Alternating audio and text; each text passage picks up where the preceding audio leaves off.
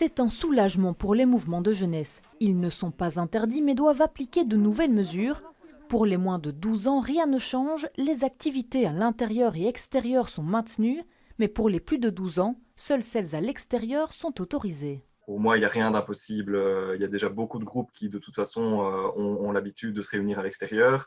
La vie au grand air, la vie à l'extérieur, c'est de toute façon un ingrédient aussi de base du scoutisme.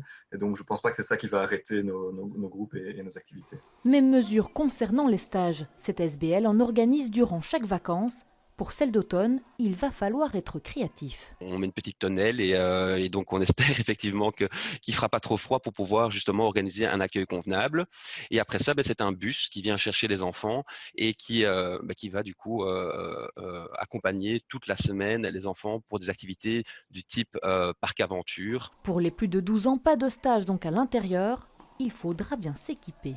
Effectivement, il va falloir prévenir les parents de s'habiller chaudement parce qu'on est en Belgique et on ne sait pas quel sera le temps, bien sûr, pour les congés de Toussaint. Autre changement, les camps comprenant des nuitées. En dessous de 12 ans, ils sont toujours autorisés. Même chose pour les enfants de 12 à 14 ans si 4 nuitées sont prévues.